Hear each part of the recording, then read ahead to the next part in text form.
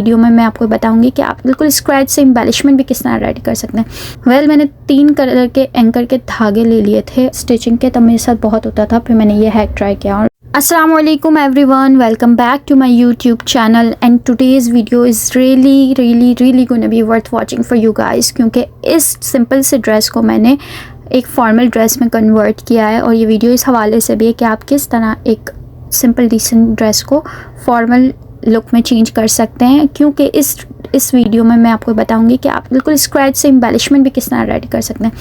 इसमें मैं बिल्कुल स्क्रैच से एम्बेलिशमेंट रेडी की है। और ये पैच गिवन था, पैच को मैंने करवाने के लिए दे दिया था और स्लीव्स पे लगवाया था और जानबूझ के उल्टा लगवाया था। ठीक है, वो क्यों लगवाया था वो मैं आपको आगे जब आप शर्ट की डिटेल डिज़ाइनिंग वीडियो देखेंगे तो आपको मैं बताऊंगी। ट्राउज़र जो है कैमरिक पे, शर्ट लॉन पे है और हल्का सा स्लाइटली सा कलर डिफरेंस होता है लॉन एंड कैमरिक में। फिर मैंने इसकी ये लेस ले ली थी और लेस ली थी मैंने कुछ 100 रुपीज़ पर यार्ड के हिसाब से, और ये मैंने कुछ 7 गज़ ली थी। और इसके साथ मैंने बटन भी लिए थे और ये बटन देखकर मुझे बिल्कुल इतने मतलब क्यूट लगे, मैंने कहा ये इसी ड्रेस के लिए बने हैं। तो ये मैंने बटन्स ले लिए थे। इस वक्त तक मेरे दिमाग में थोड़ा अलग डिज़ाइन चल रहा था, उस हिसाब से मैं चीज़ें ख़रीद कर ले आई थी। और ये लेस लगने के लिए बुट लगेगा, इसको कहते हैं हाफ बुट, और ये लेस इसी से लगेगी क्योंकि इसमें नग लगे हुए थे। अच्छा, अब मैं वो ले आई थी अपनी डिज़ाइन के हिसाब से, लेकिन फिर मुझे फ़र्दर एम्बेलिशमेंट की ज़रूरत पड़ गई। तो मैंने सोचा मैं ऑलरेडी इस पर बहुत ज़्यादा ख़र्च कर चुकी हूँ ड्रेस के हवाले से, मतलब इतना बहुत होता है एक ड्रेस के हवाले से, और मैं फ़र्दर बाहर जाके कुछ लूँ तो इससे बेहतर है मैं अपना DIY करती हूँ। और अगर मैं भी इसको फ़र्स्ट टाइम एक्सपीरियंस कर रही हूँ तो आप लोगों के साथ भी शेयर करती हूँ। मैंने 3 कलर के एंकर के धागे ले लिए थे और ये थ्रेड मैंने मंगवाए थे एज़ इट इज़ ड्रेस के मैचिंग में, मतलब फैब्रिक के अंदर जो कलर्स थे वो वाले। मैंने इसका बेस कलर नहीं डाला क्योंकि फिर ऑलरेडी बेस कलर बहुत ज़्यादा लाउड था, तो और उसको कंट्रास्ट करने के लिए मैंने ये 3 कलर यूज़ किए थे। फाइनली मैंने इसमें ब्लैक कलर भी यूज़ किया है। Black is not my colour, वो मुझे पता नहीं क्यों मुझसे मैनेज नहीं होता, मुझे मतलब हर चीज़ लग जाती है, ब्लैक का कुछ होता है मुझसे नहीं लगता। मुझसे ब्लैक को यूज़ करने में बहुत ज़्यादा गलतियाँ होती है, तो बस यही बात है। मैंने इसको इस तरह कंबाइन करके जैसे हम ब्रेड बनाते हैं बालों की, इस तरह बना ली थी। और फिर मैंने बनाई थी टैसल्स को इस तरह मैंने बुक के ऊपर राउंड करके, और फिर आपको जितना आपको हैवी चाहिए वो आप उस हिसाब से करके और इसको बना लें। पहले मैंने इसको बनाया, मुझे लाइट लगा, फिर मैंने इसको थोड़ा और हैवी किया था। और इसके साइजेस भी फिर मैंने स्लीव्स के अकॉर्डिंग कट किए थे, आप भी अपने अकॉर्डिंग इसको कट कर सकते हैं। इसको मैंने डिफरेंट पार्ट्स में बना लिया था, इसको भी, और ब्लैक में और वाइट में एंड येलो में। फिर मुझे ये थोड़े से कुछ प्लेन लग रहे थे, तो मेरे पास ये रखे हुए थे पहले के ड्रेस के लिए लिए हुए ये मोती, तो फिर मैंने इसमें ये ऐड कर लिए थे क्योंकि ये ड्रेस में ऑलरेडी कलर गिवन था।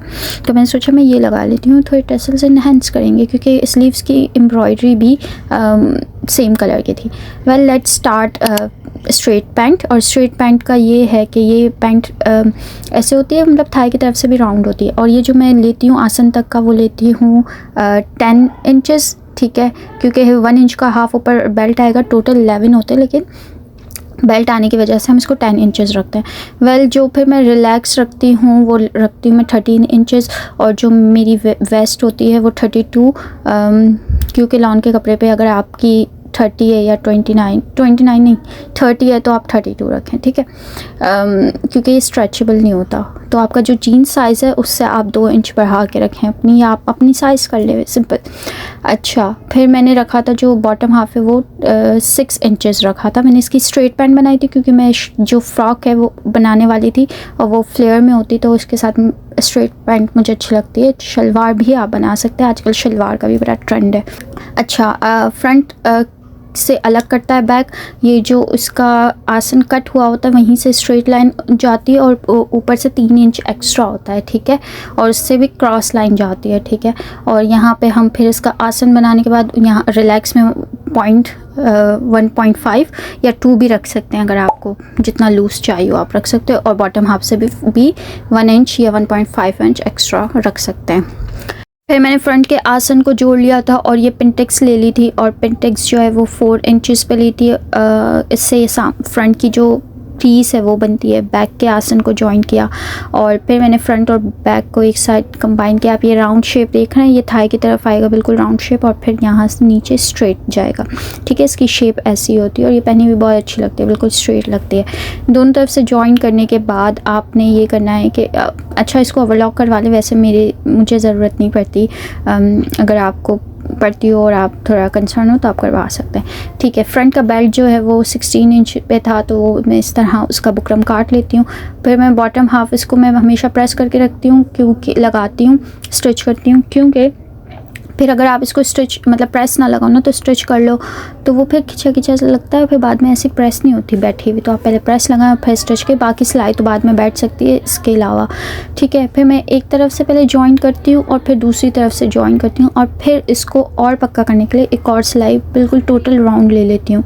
इसलिए क्योंकि मुझे ऐसा लगता है अगर एक ही बार में टोटल राउंड सिलाई एक तरफ से शुरू करें दूसरे पे ख़त्म करें तो वो ऊपर नीचे हो जाता है।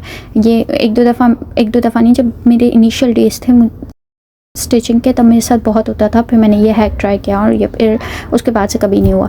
ये फिर 1 इंच का ऊपर बेल्ट आएगा, फ्रंट का 16 एंड बैक का फिर आप उसके अकॉर्डिंग साइज़ कर लें और फिर जो है वो उस फ्रंट के साइज़ पे वो बुकरम मैंने आपको बताई थी वो लगा लें। और जो इलास्टिक है स्मॉल साइज़ के लिए 12 इंचेस इलास्टिक बहुत है बैक के लिए। ठीक है, वो फिर आप जैसे ही बैक का पार्ट शुरू हो वहाँ से फिर इलास्टिक स्टार्ट करें, बाकी सिलाई बिल्कुल स्ट्रेट होगी बेल्ट की और फिर वहाँ से आप इलास्टिक इसमें डालें और हमेशा उल्टे से सीधे पर लेकर आएँ।